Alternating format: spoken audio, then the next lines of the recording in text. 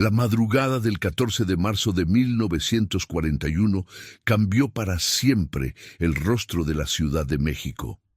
Cuando los primeros rayos del sol asomaron entre los edificios coloniales del centro, nadie en los círculos de poder dormía ya. El teléfono rojo de la Procuraduría no dejaba de sonar. 3 miembros de la familia Montoya, prominentes industriales con conexiones políticas que se extendían hasta Palacio Nacional, habían desaparecido sin dejar rastro. No fue un robo, no fue un accidente. Fue un secuestro que sacudiría los cimientos de una ciudad que creía controlarlo todo. Roberto Montoya, patriarca de la dinastía industrial, su esposa Magdalena, de 52 años, y su hijo menor, Fernando, de apenas 20, fueron arrancados de sus vidas en cuestión de minutos. La casa de la familia en Lomas de Chapultepec, una zona donde las rejas más altas y los guardias mejor entrenados prometían seguridad absoluta, resultó ser tan vulnerable como una casa de papel mojado. Los criados encontraron las habitaciones vacías al amanecer, las puertas cerradas desde adentro, las ventanas intactas. Era como si la noche se los hubiera tragado. Queremos pedirte algo importante. Si esta historia te está cautivando, suscríbete a nuestro canal para no perderte el desenlace de este misterio. Cuéntanos también en los comentarios, ¿de dónde nos ves? ¿Qué ciudad del mundo sigue la historia de México? Tu apoyo significa todo para nosotros. El detective Ángel Jiménez llegó a la mansión antes del mediodía. 30 años llevaba en la policía, 18 de ellos en casos de alto perfil, pero nunca había visto algo así. La pulcritud de la escena del crimen era casi ofensiva. No había signos de forcejeo. No había vidrios rotos, puertas derribadas, ni muebles volteados. Era como si los Montoya simplemente hubieran decidido irse, pero Ángel sabía que aquello era imposible. En 1941, Ciudad de México no era una ciudad donde desaparecieran personas de ese calibre sin razón. Los billetes no tardaron en llegar. 3 sobres, cada uno depositado en lugares estratégicos de la capital. El primero apareció en la redacción de Excelsior. El segundo en las manos de un sacerdote de la Catedral Metropolitana. El tercero simplemente tirado en la puerta de la Procuraduría. Los secuestradores pedían 500,000 pesos por cada uno de los Montoya, una fortuna en tiempos de guerra, cuando el peso mexicano se tambaleaba como un borracho por las calles capitalinas. Pero lo que asustaba realmente a Ángel no era la cantidad solicitada, era el tono de las cartas. No había amenazas barrocas ni dramatismo, solo hechos desnudos, nombres específicos, detalles de la vida privada de la familia que únicamente alguien muy cercano podría conocer, alguien que había estado dentro, alguien de confianza. Ángel se sentó en el escritorio de la biblioteca de la mansión Montoya, rodeado de libros encuadernados en piel, cuadros de ancestros que miraban desde las paredes con una mezcla de arrogancia y desprecio. Su ayudante, el joven agente Tomás Rivera, de apenas 24 años, le traía café mientras revisaban los primeros testimonios.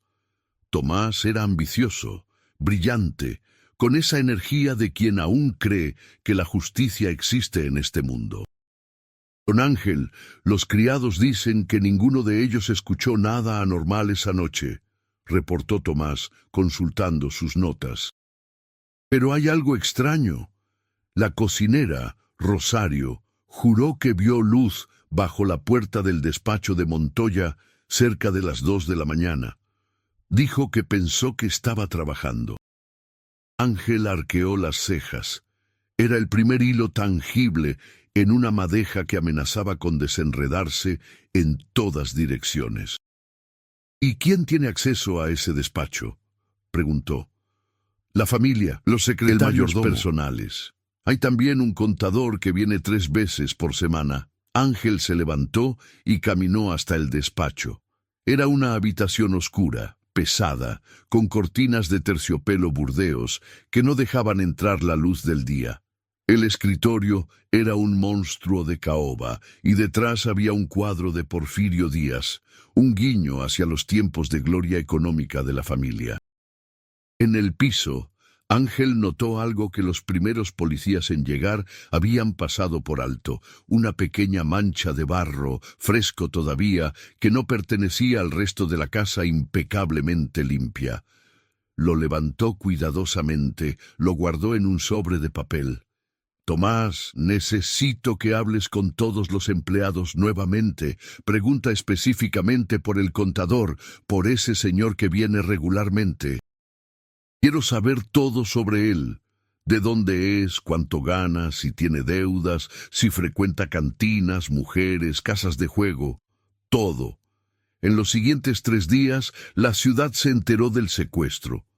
Los periódicos lo publicaban a toda página, aunque con cierta cautela, conscientes de que tocar demasiado fuerte a familias como los Montoya podía resultar peligroso. Las fotografías de Roberto, Magdalena y Fernando circulaban por toda la capital. Roberto, con su bigote cuidadosamente peinado y su mirada de hombre acostumbrado a obtener lo que quería. Magdalena, con su collar de perlas y esa sonrisa fría que los fotógrafos captaban tan bien. Fernando, joven, casi asustado en la foto, como si supiera que algo no estaba bien. Ángel trabajaba 18 horas diarias. Su esposa, Carmen, a quien había dejado en casa con su hija de 8 años, se quejaba cada vez que llegaba. Pero Ángel sabía que algo no encajaba en esta historia. Había pasado suficientes años investigando criminales para reconocer los patrones, y este patrón no era el de un secuestro ordinario.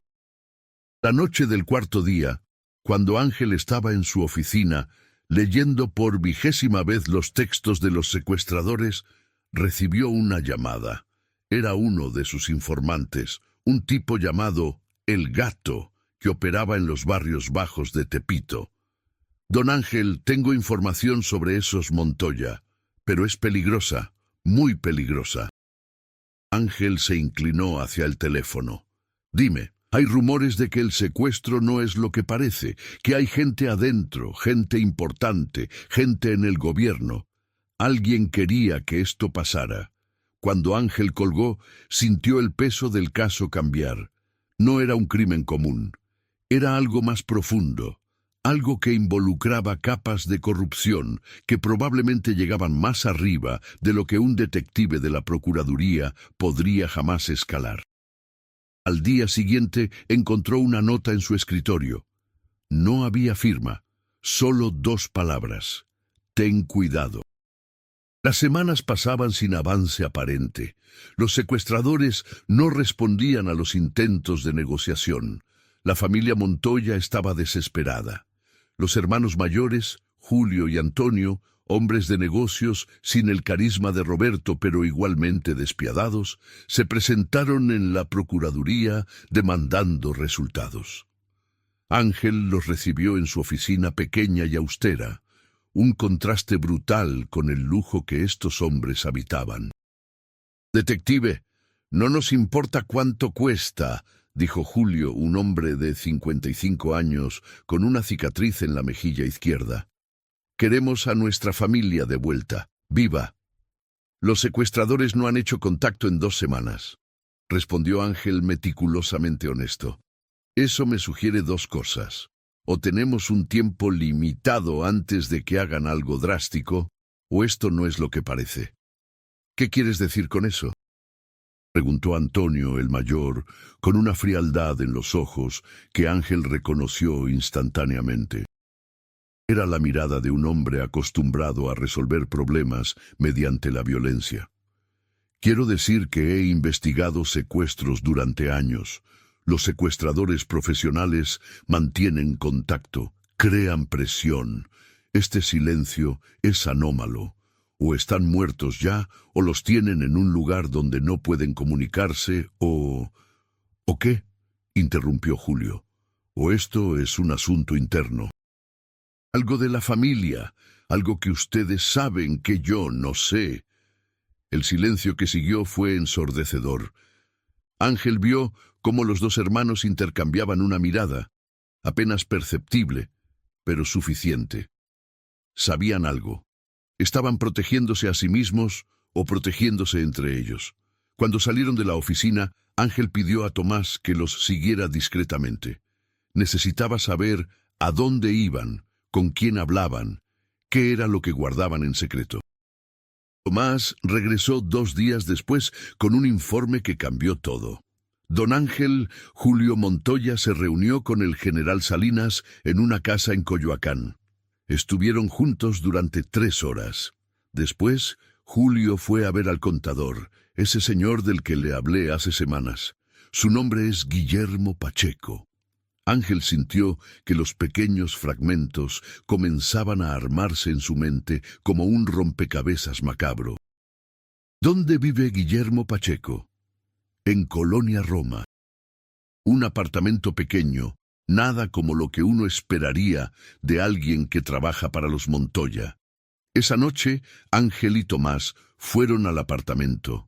No llevaban orden de allanamiento. Con un general involucrado, eso era prácticamente imposible de obtener. Pero Ángel conocía otras formas.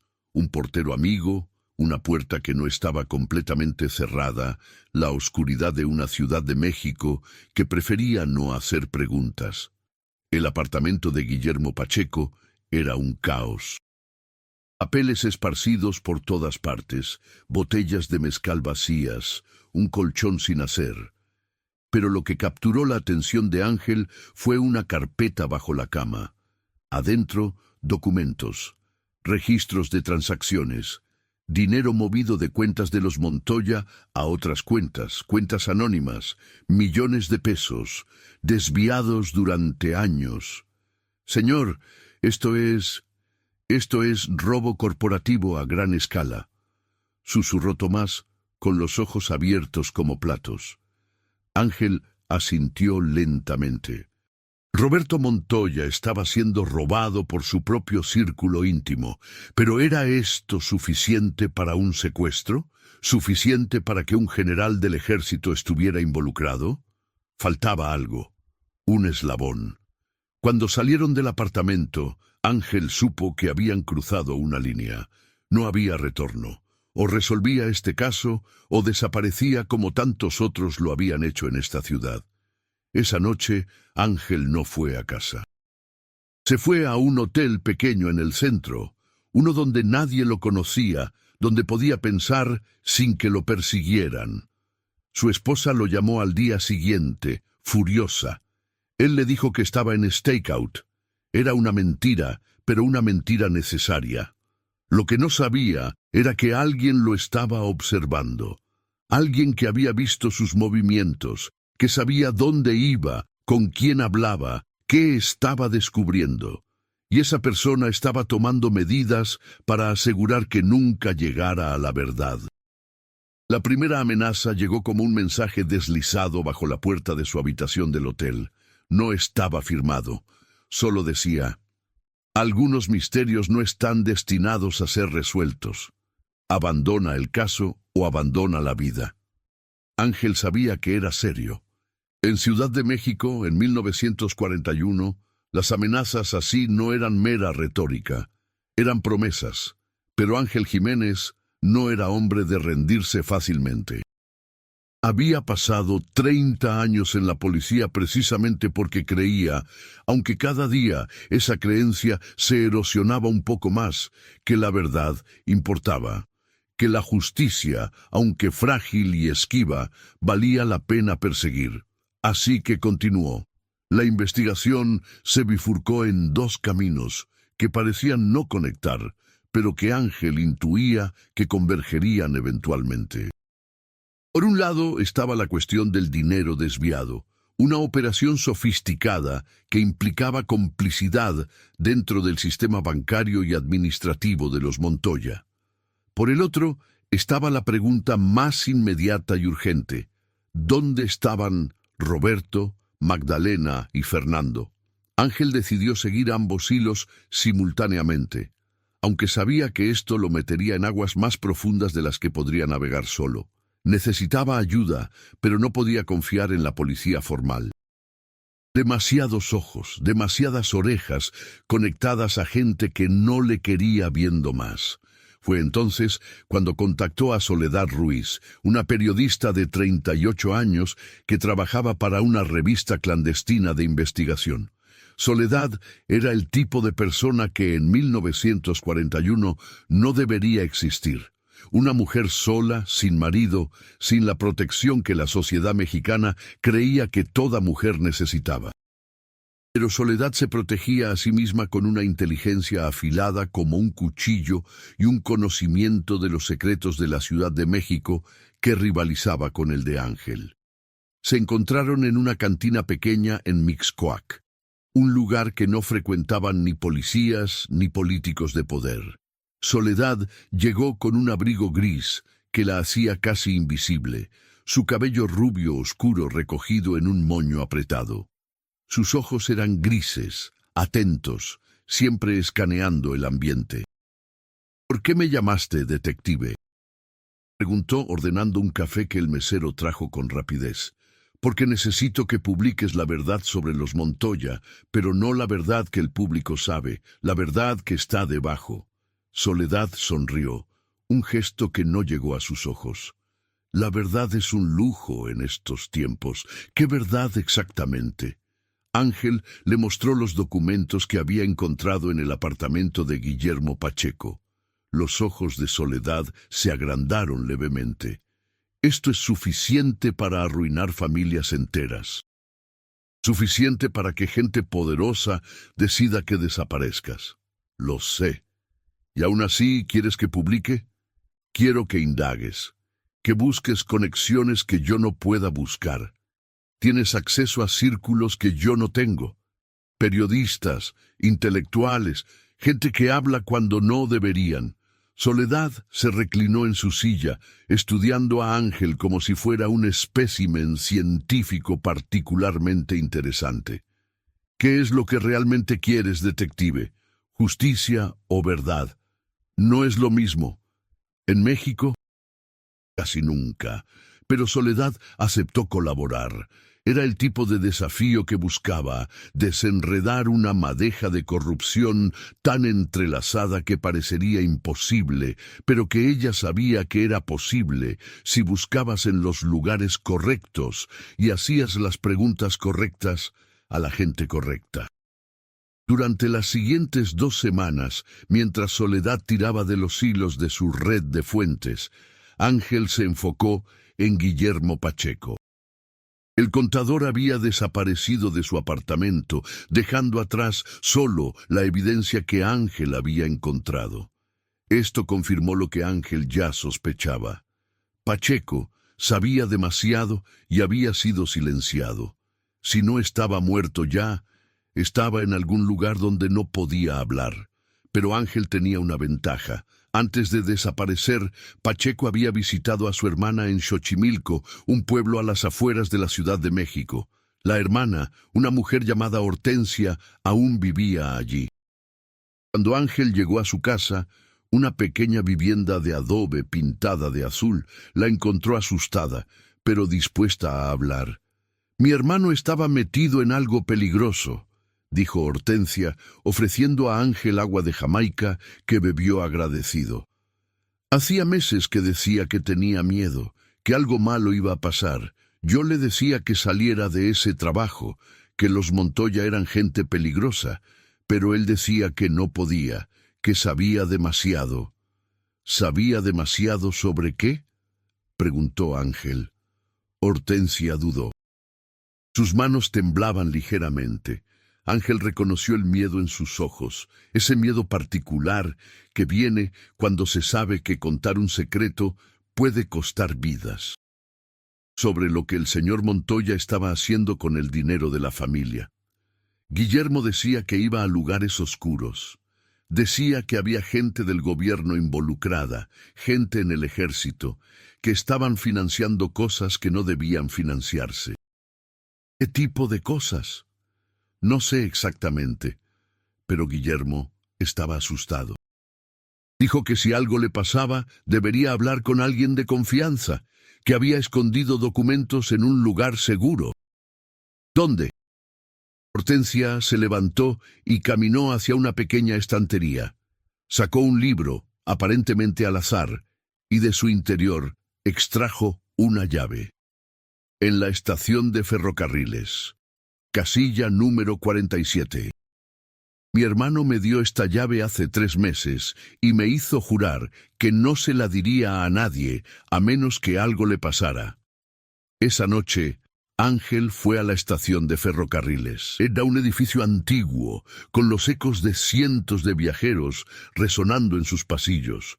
Encontró la casilla, la abrió con la llave de Hortensia y descubrió un tesoro de información, cartas, documentos financieros, fotografías. Lo que Ángel encontró lo heló la sangre.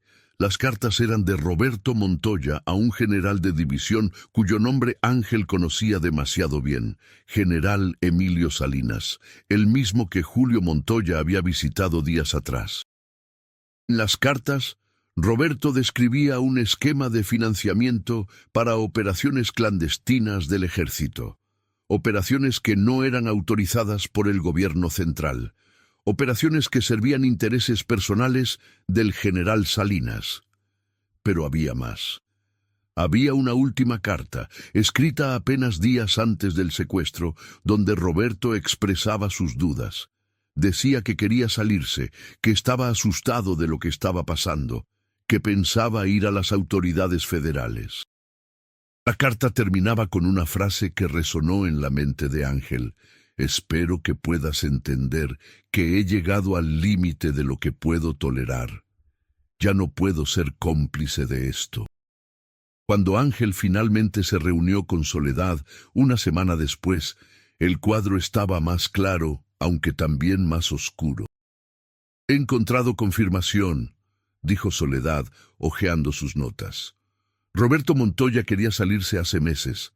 Había empezado a hacer preguntas incómodas, a querer auditorías internas. Alguien lo supo y decidió actuar. El secuestro, concluyó Ángel, un secuestro que no fue secuestro, una eliminación que se disfrazó de secuestro.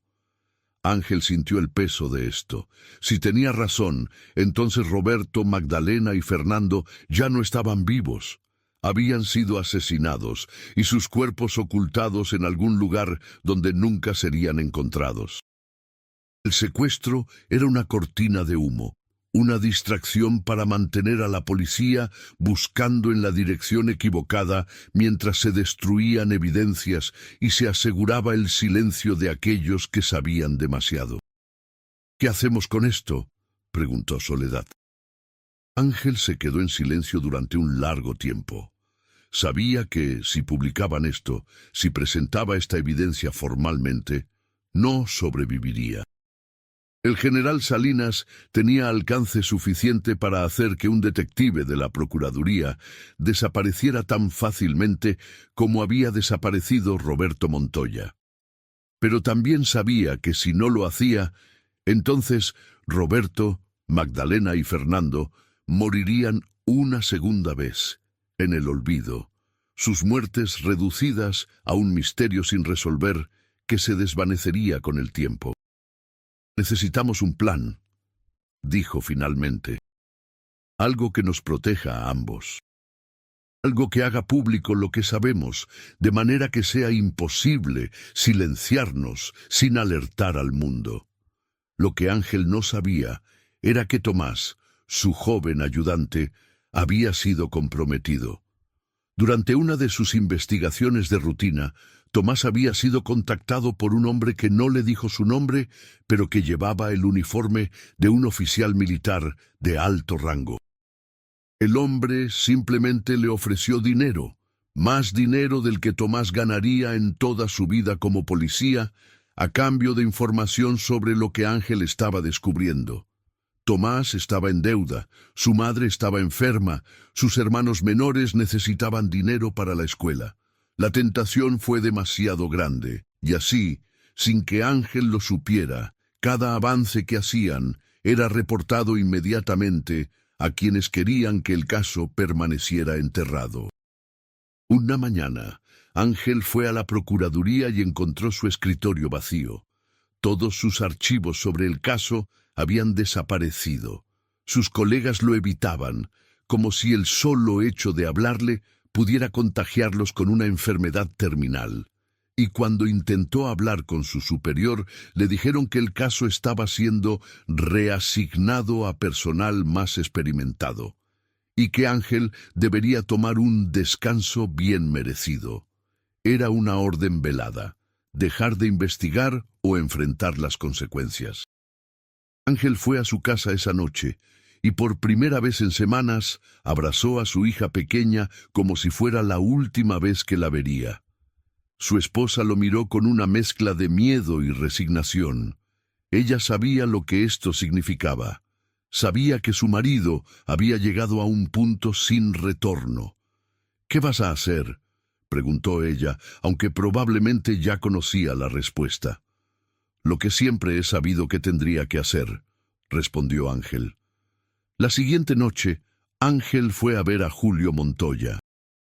Se presentó sin anunciarse, sin protección, solo él, y la verdad que llevaba en una carpeta bajo el brazo. Julio lo recibió en su despacho, un lugar que era un espejo casi perfecto del despacho de su hermano Roberto, excepto que aquí no había cuadros de Porfirio Díaz. Julio era más pragmático, no le importaba el pasado, solo el presente y el futuro que podía controlar. «¿Qué quieres, detective?», preguntó, sin invitar a Ángel a sentarse. «Quiero la verdad», respondió Ángel. «Y quiero justicia. No para mí, para tu hermano, para tu cuñada, para tu sobrino». Julio soltó una risa amarga. «¿Justicia? Detective, ¿en qué planeta crees que vivimos? Aquí no hay justicia. Hay poder, hay dinero, hay conexiones. Eso es todo. Tu hermano pagó su lealtad con su vida. Sus secretos te han puesto en riesgo también. El general Salinas no puede permitir que queden cabos sueltos. Mañana o el próximo mes decidirá que eres un riesgo también». Julio se quedó en silencio. Ángel vio cómo el hombre procesaba esto, cómo el miedo cruzaba su rostro brevemente antes de ser reemplazado por los cálculos de un hombre de negocios, considerando sus opciones. «¿Qué propones? Que confirmes lo que sé. Que me ayudes a hacer público lo que sucedió. No hay forma de que una persona sola, ni siquiera yo, pueda enfrentar al general Salinas y salir vivo. Pero si la historia es publicada por una revista respetada, si es corroborada por miembros de tu familia y no solo por un detective, entonces es más difícil silenciarla». Julio se acercó a la ventana de su despacho y miró hacia la noche de la Ciudad de México, las luces distantes parpadeando como esperanza. «Mi hermano era un idiota por creer que podía salirse», dijo finalmente. «Yo nunca cometería ese error. Pero tienes razón en una cosa. El general no va a permitir que esto termine bien para mí tampoco, a menos que actúe primero». Cuando Ángel salió del despacho, llevaba un documento firmado por Julio Montoya, confesando su complicidad en el esquema de financiamiento y corroborando la evidencia que Ángel había reunido. Faltaba una pieza, sin embargo. Faltaba un cuerpo. Faltaba la prueba física de que Roberto, Magdalena y Fernando estaban muertos. Ángel pasó la siguiente semana rastreando registros de cementerios, buscando entierros anónimos, hablando con trabajadores de fosas comunes. Y entonces, en un cementerio en San Ángel, un sepulturero anciano llamado don Jacinto le dio la respuesta que buscaba. «Hace 3 meses llegó una orden de entierros. 3 cuerpos que no tenían identificación, pero que venían de una fuente oficial. El general Salinas en persona supervisó que fueran enterrados bajo nombres falsos. Ni siquiera me permitieron verles la cara, simplemente me dijo que enterrara a los 3 y que nunca hablara de esto. Ángel hizo que desenterraran los cuerpos. La dentadura coincidía con los registros dentales de la familia Montoya.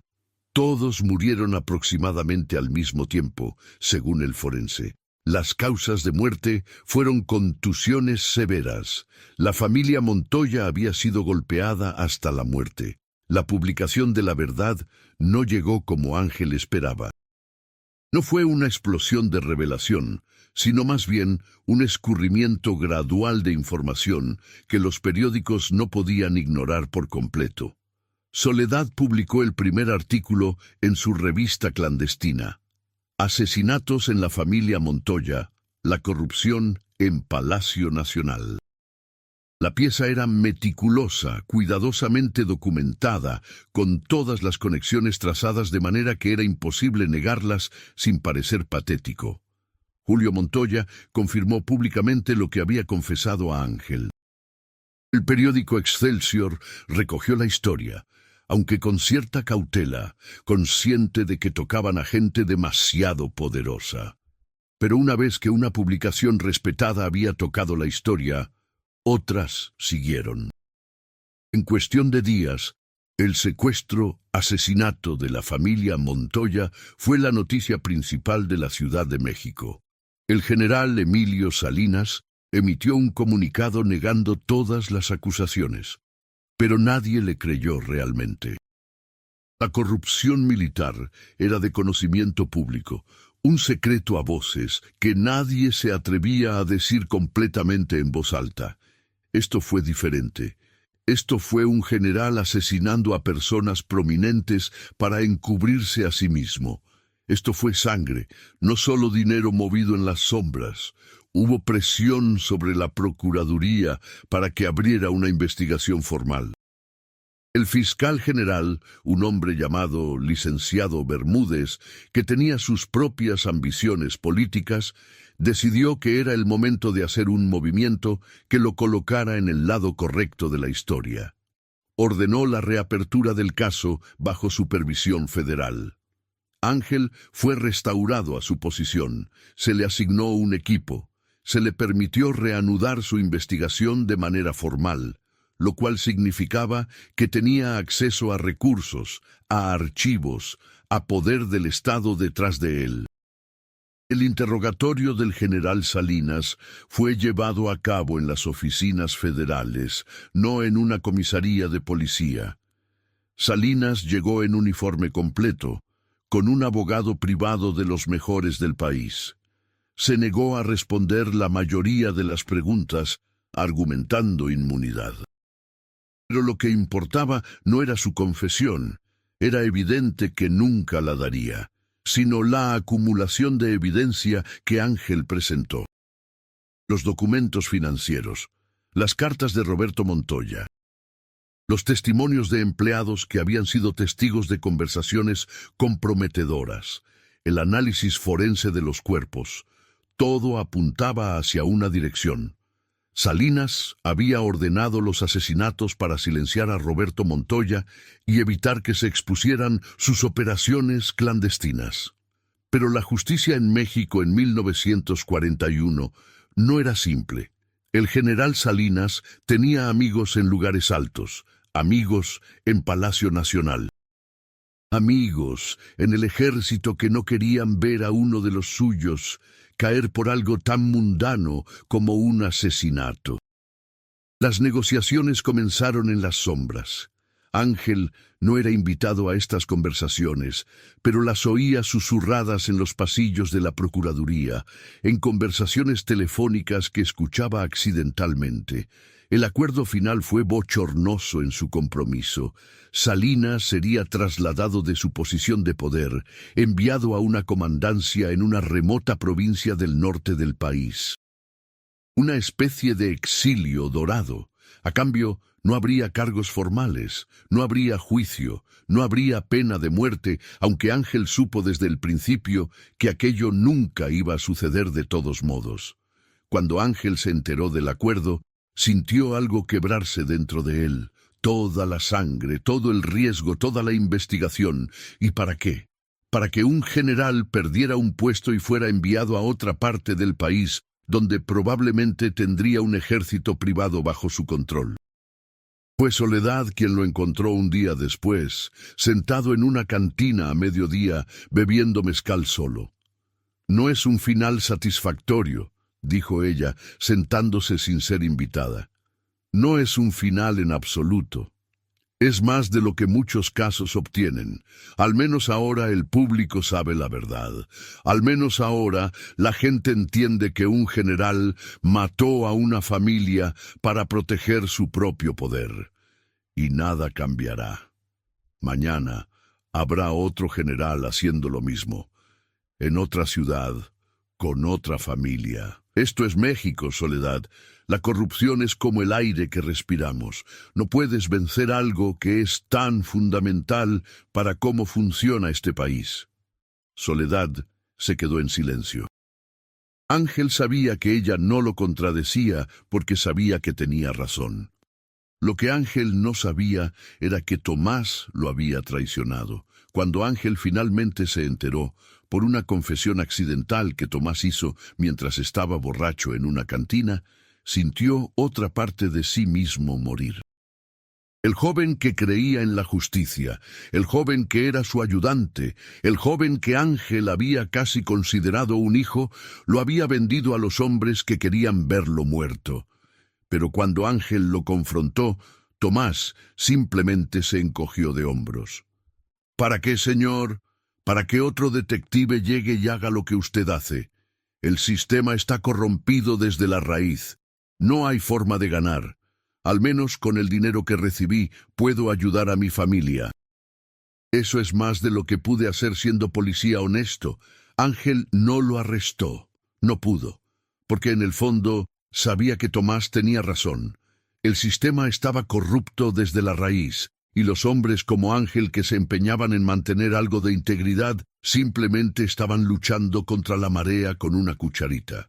Roberto, Magdalena y Fernando Montoya fueron enterrados formalmente en el Panteón Civil. La ceremonia fue asistida por políticos y empresarios que probablemente habían estado involucrados en lo mismo que el general Salinas. Hipocresía, pensó Ángel, era el oxígeno de la Ciudad de México. Pasaron los años. Ángel Jiménez continuó siendo detective, pero algo en él se había enfriado. La pasión que lo había impulsado a buscar la verdad sobre el caso Montoya se había transformado en una resignación cansada. Continuaba haciendo su trabajo, resolviendo casos, pero sin la esperanza de que aquello significara realmente algo. En 1943, el general Emilio Salinas fue reportado muerto en la provincia donde había sido desterrado. Se dijo que fue un accidente de caballo, que se cayó y se rompió el cuello. Ángel se preguntó si realmente había sido un accidente o si alguien en algún lugar había decidido que Salinas sabía demasiado incluso en su exilio, pero no investigó. Había aprendido que algunos hilos no debían tirarse. En 1945, cuando la Segunda Guerra Mundial finalmente terminó, México experimentó un renacimiento económico. Nuevos negocios, nuevas fortunas, nuevas oportunidades. Ángel observó cómo la Ciudad de México se transformaba, cómo los edificios más altos que él jamás había visto comenzaban a surgir del suelo. Pero algunos lugares permanecieron iguales. La Procuraduría, por ejemplo, seguía siendo el mismo edificio gris y deprimente de 1941. Y los escritorios seguían llenos de casos sin resolver, de historias que nunca tendrían final satisfactorio.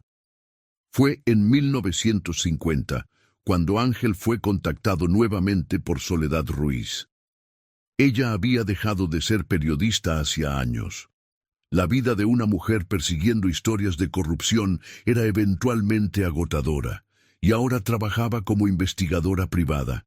Tenía un cliente que quería saber más sobre el caso Montoya, un cliente que decía tener conexiones con la familia. ¿Quién?, preguntó Ángel, sorprendido de que alguien aún estuviera interesado en esto después de una década. Él dice que prefiere permanecer anónimo por ahora, respondió Soledad, pero dice que tiene información nueva. información que no fue incluida en el cierre original del caso. Ángel y Soledad se reunieron con el cliente en un café discreto. Resultó ser un hombre de aproximadamente 50 años, bien vestido, con los ojos de alguien que había visto cosas que preferiría no haber visto. «Yo trabajaba en la casa de los Montoya», dijo el hombre. «Fui mayordomo durante 15 años. Estaba presente el día en que sucedió todo. Nunca he hablado sobre lo que realmente pasó porque estaba aterrado. Pero ahora estoy viejo y estoy cansado de llevar este secreto. Quería que ustedes supieran». Soledad y Ángel intercambiaron una mirada. Esto era información de primera mano, de alguien que había estado adentro. «¿Qué es lo que queremos que sepamos?», preguntó Ángel. «En la noche en que los Montoya desaparecieron, no fue un secuestro en el sentido tradicional, fue una ejecución. Fueron traídos al despacho de Roberto bajo falsas pretensiones. Les dijeron que había una emergencia con las finanzas, que necesitaban firmar documentos. Cuando llegaron allí, el general Salinas y sus hombres estaban esperándolos. Hubo una confrontación, una discusión acalorada. Entonces, sin previo aviso, comenzó la violencia. Fue brutal y rápido. Y después, como si nada hubiera sucedido, los cuerpos fueron envueltos en sábanas y sacados de la casa». «¿Viste esto directamente?», preguntó Ángel. «Vi a través de una puerta entreabierta. Vi lo suficiente. No fue suficiente para detenerme o para gritar. Fui un cobarde. Tenía miedo de perder mi vida, así que simplemente continué con mis tareas como si nada hubiera sucedido. Esa decisión me ha perseguido cada día desde entonces». El mayordomo se fue después de eso, dejando a Ángel y a Soledad en silencio. «¿Cambia algo?», preguntó Soledad. «No legalmente», respondió Ángel, «pero sí cambia la imagen que tenemos de lo que sucedió.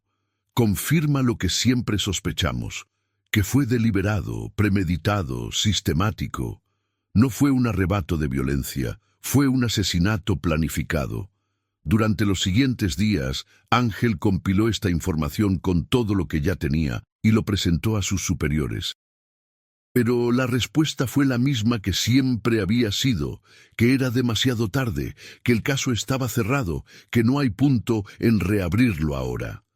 Ángel se retiró de la policía en 1953, 33 años después de haberse unido. Su despedida fue considerada. Algunos colegas más jóvenes lo admiraban por su persistencia. Otros lo veían como una reliquia de una era anterior, cuando alguien aún creía que la policía debía ser sobre justicia en lugar de poder.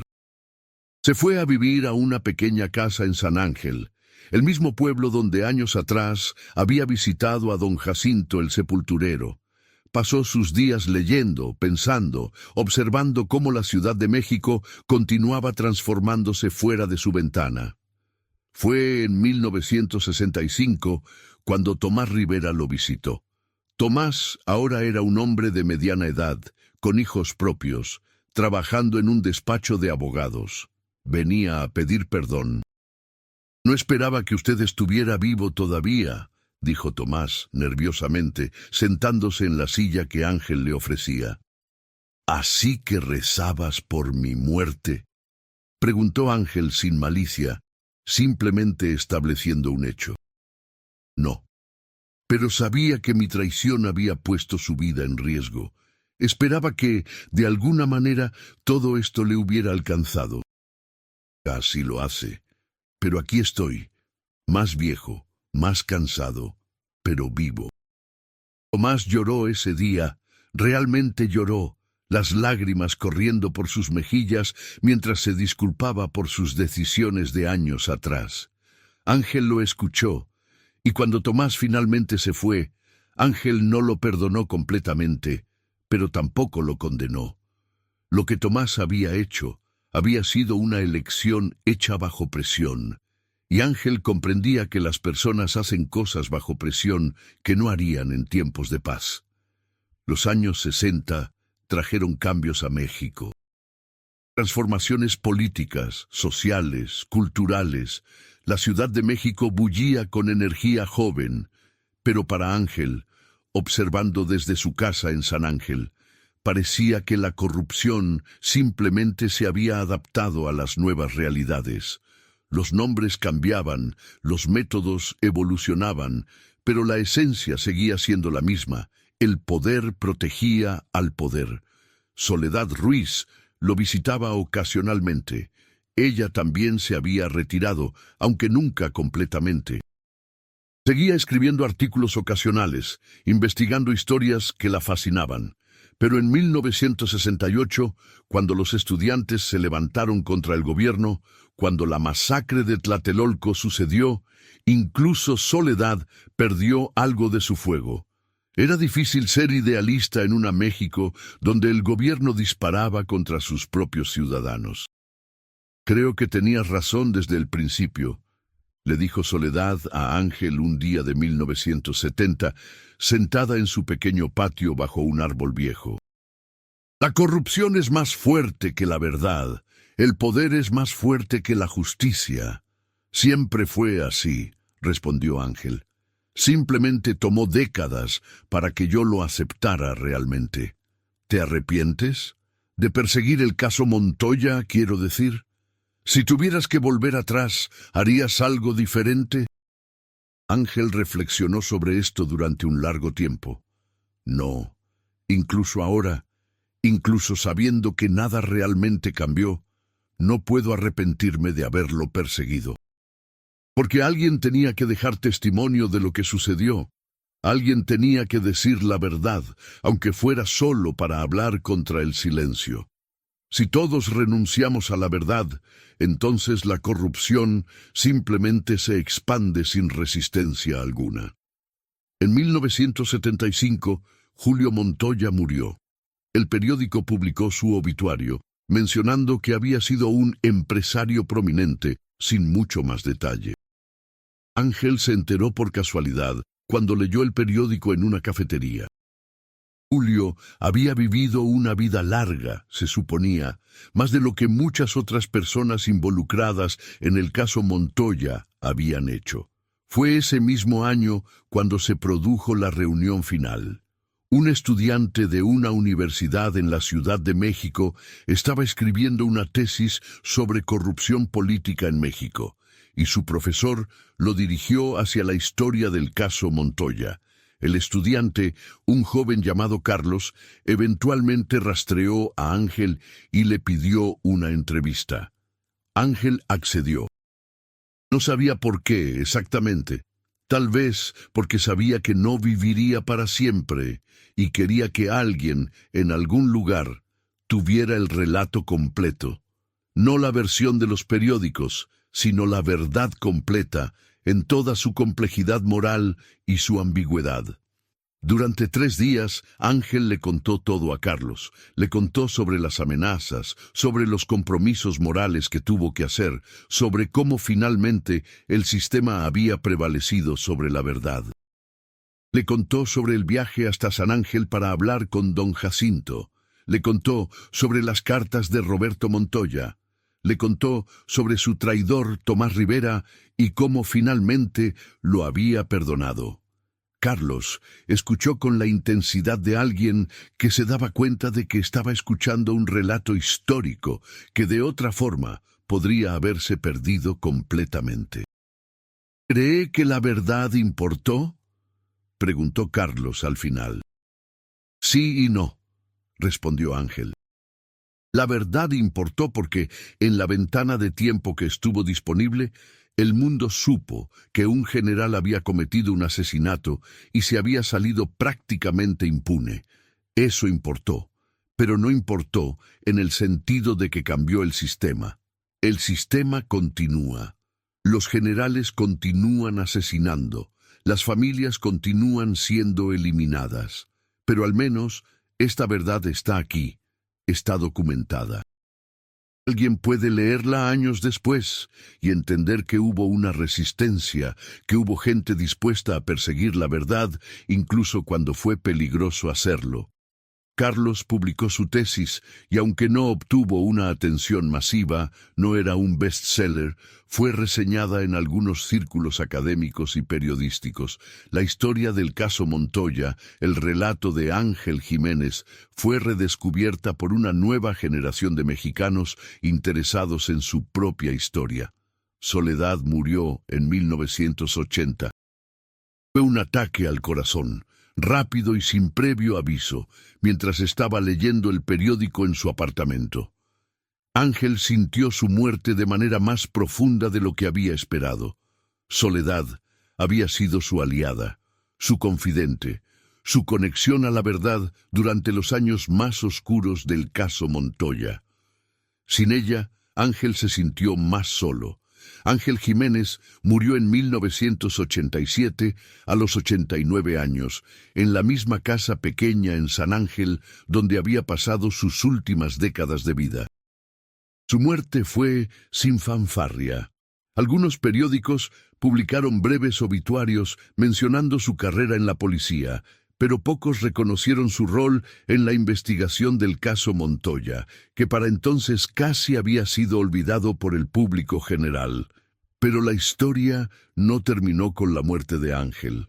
En 1991, 50 años después del asesinato de los Montoya, un historiador llamado Dr. Alejandro Flores decidió escribir un libro completo sobre el caso.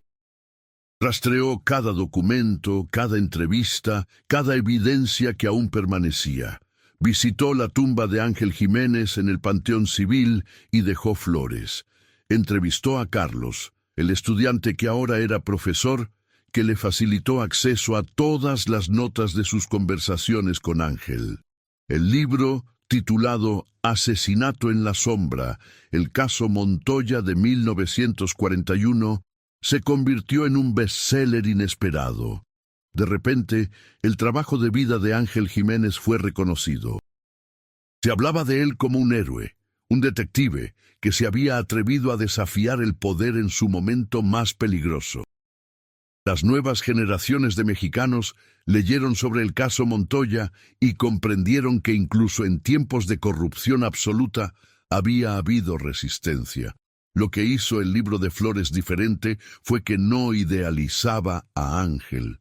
Flores escribía sobre los momentos en que Ángel había dudado, en que había considerado rendirse.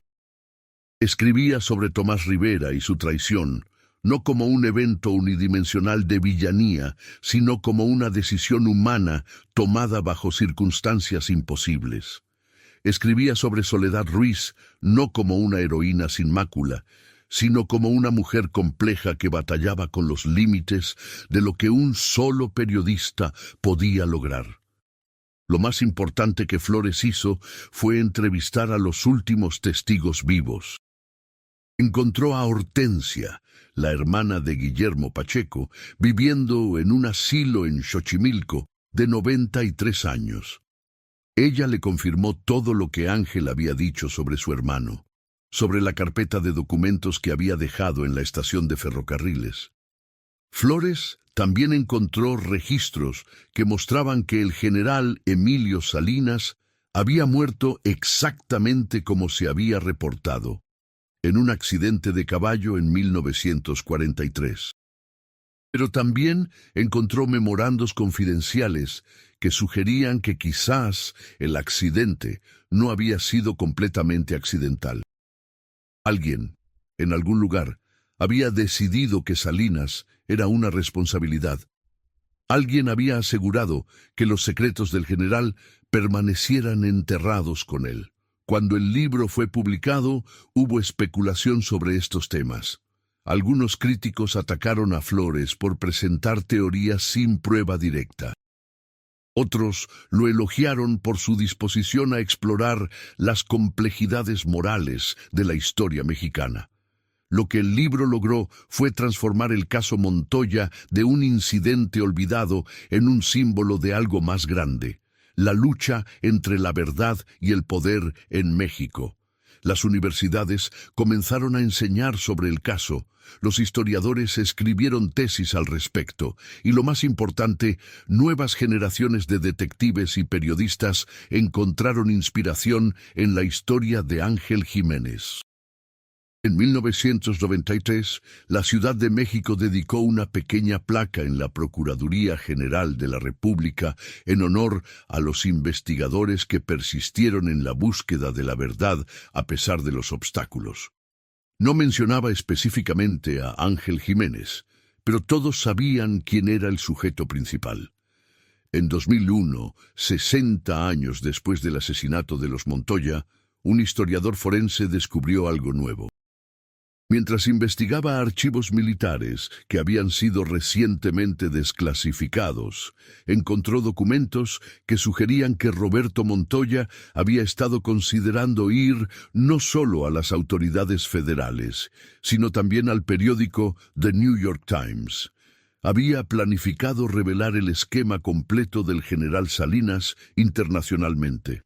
Esto había sellado su destino. La amenaza de una exposición internacional, más que cualquier otra cosa, había motivado al general Salinas a actuar tan drásticamente. No podía permitir que el escándalo saliera de México. No podía permitir que los estadounidenses, con quien México estaba aliado durante la Segunda Guerra Mundial, supieran que miembros de su propia militar estaban financiando operaciones clandestinas no autorizadas. Esto contextualizaba todo lo que Ángel había investigado. Le daba una claridad retrospectiva que Ángel nunca había tenido. Cuando esta información fue publicada, el debate público se reabrió. La gente se preguntaba, ¿qué hubiera sucedido si Roberto Montoya hubiera logrado publicar su información? ¿Habría cambiado algo? ¿Habría México sido diferente? Estas eran preguntas imposibles de responder, pero el preguntar a sí mismo fue importante.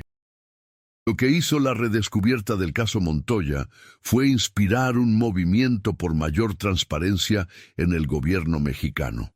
No fue revolucionario.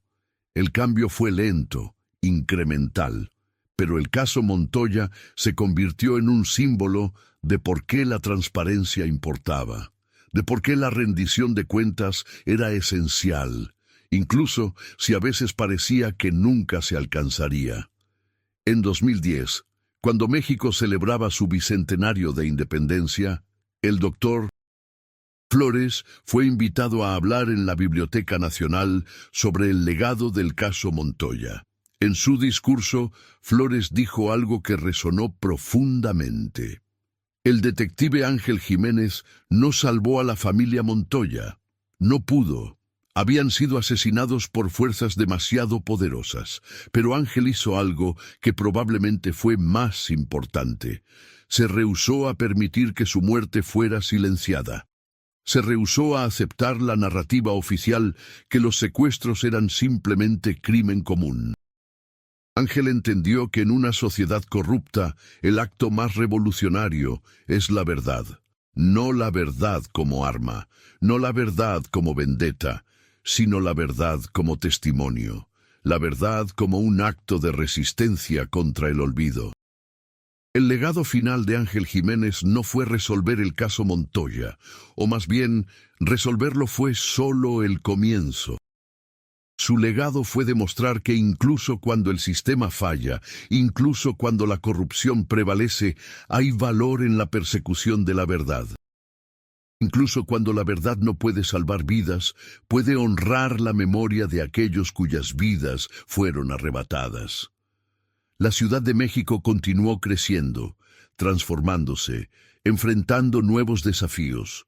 Pero en los archivos, en las historias contadas, en los libros escritos, en el corazón de aquellos que creían que la verdad importaba, el caso Montoya de 1941 permaneció como un recordatorio de que la corrupción puede ser poderosa, pero la verdad es persistente.